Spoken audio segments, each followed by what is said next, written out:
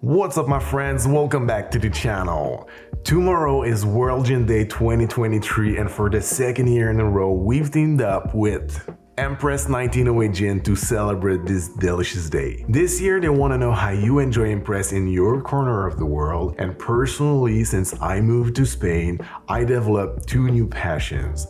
One for sherries and one for what's probably the most popular cocktail of the country, the Gin and Tonic. So that's why today I decided I would share with you my new favorite tips to elevate my Gin and Tonic game. If you guys are ready, let's go!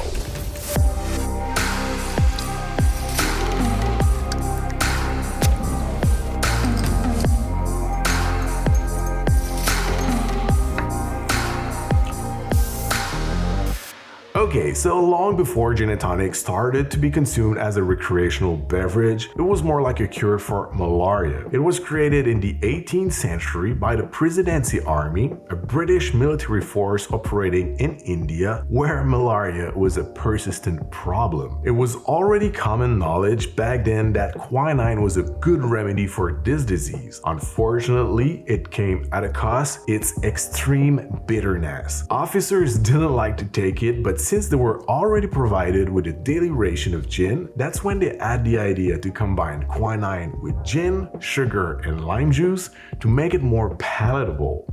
It worked, and that's when the gin and tonic was born. But now, since malaria is pretty much out of the equation, or at least we no longer cure it with tonic water, I think it's pretty safe to say that all tonic waters available on the market are no longer meant to be a remedy, but more like a recreational beverage meant to pair with your favorite gin. And there's a lot of different options nowadays. There's even more different gin options, so that means that together the combinations for different gin and tonic recipes are almost infinite. But unfortunately, that doesn't mean that all those combinations will yield a good gin and tonic. So that's when I think my little gin and tonic tip list comes in very handy. The first thing to keep in mind when you want to make the best gin and tonic for you, it's to know and understand what are the ingredients you're gonna work with. It may sound obvious, but really it's fundamental. Are you starting with your favorite gin? If so, what is its flavor profile? And mostly, how are you gonna highlight those flavors with the tonic you're gonna use? Understanding this is the first step to make the best gin and tonic. So let's take the example of our sponsor today. Empress 1908 is a small batch copper pot still gin made out of 8 different botanicals: juniper berries, tea blend, ginger roots, coriander seeds, grapefruit zest, rose petals, cinnamon, and butterfly PT. The butterfly PT is the only one that's not distilled. It's infused after the distillation, and that's what gives the beautiful signature indigo color to Empress. It also adds a very cool feature to the gin. When you change the pH of it, it switches from that beautiful blue to a different shade of purple for a stunning wow factor every time. But it also adds some subtle earthy notes to the gin. So overall, Empress is a very well balanced gin with juniper, citrus, floral notes, and a hint of earthy flavors. Now, because the gin and tonic is meant to be a refreshing cocktail, what I like to do is to try to highlight the light notes in the drink, the floral and the citrus one. If you already have a very citrus forward or a floral gin, you can use a basic tonic. You're already gonna have those light notes in your gin and tonic. If on the other end you have something that's very juniper forward, you can compensate that using a floral or a light citrusy tonic. Here I'm having a very balanced gin with beautiful juniper, citrus, floral, and earthy notes all together. So what I like to do with Empress is to choose a tonic that's also gonna be pretty balanced, and I'm gonna highlight some light notes, some floral and citrus ones with different ingredients, with new ingredients. And that's when it gets really fun and where you can start customizing your own gin and tonic to your likings. So what about now we start making the drink and we simply gonna talk our way through it at every step. So we're gonna start in our favorite gin and tonic glass with 2 ounces or 60 ml of Empress. And then I'm gonna add 10 drops of mandarin essence. I've already covered how to make essences in a previous video. I'm gonna link it up here, but it's very simple. You can make an essence with any essential oil. All you have to do basically is to take 1 part of the essential oil with 15 parts of high proof spirit. That's it. Now you have something that's very powerful and water soluble that you can add with just a few drops to create a new layer of flavor in pretty much any cocktails. So here I'm having a citrus mandarin oil. You can do that with spices like cinnamon, cardamom, for example. You can even do that with violet flower. Those are really expensive though, but really if you can get the essential oil of an ingredient, you can make an essence with it. So with only 10 drops of the mandarin essence, we're creating a whole new layer of flavor that's different from the citrus notes of the Empress, but complementary. I really like this technique. Now I want to add some floral notes. I'm gonna add 2 dashes of orange blossom water.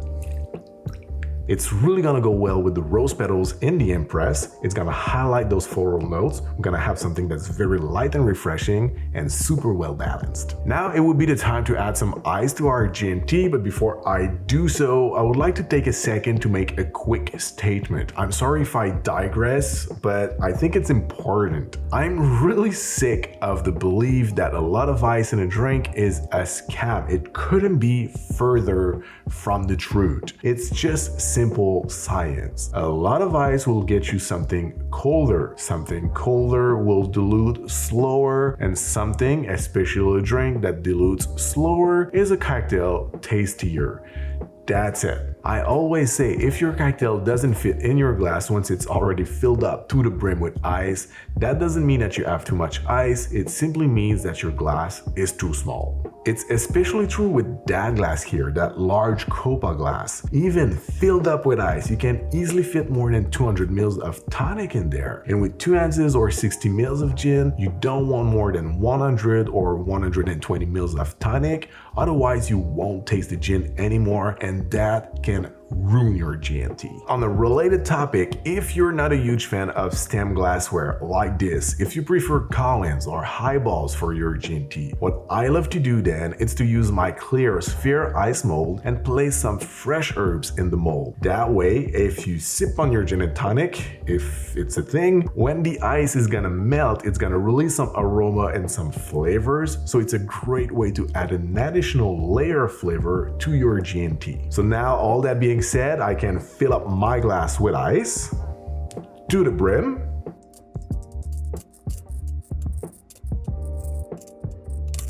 And then we can add our tonic, which will lead me to the next step. Again, I think I said it a couple of times in this video so far. One of the main purpose of a gin and tonic is to quench a thirst. You want this to be refreshing. And in order to be refreshing, the fizz in the tonic is also very important. And to keep as much fizz as possible from your tonic water, you can use the bar spoon tip. So what you're gonna do is simply take a twirl bar spoon like this one, place it in the middle of your gin and tonic, and slowly pouring the tonic water like this.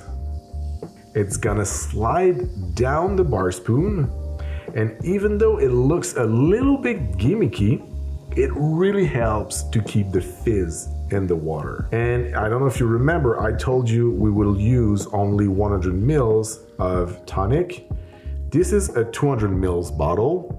So using 100 ml, that means half of the bottle. So once I'm at 90 degrees, that means I'm pretty much done. And I had poured half of my bottle, which is 100 ml. So then we have a balanced gin and tonic. So then all we have to do is just to gently stir to make sure all the ingredients are well incorporated, the gin mixed with the tonic.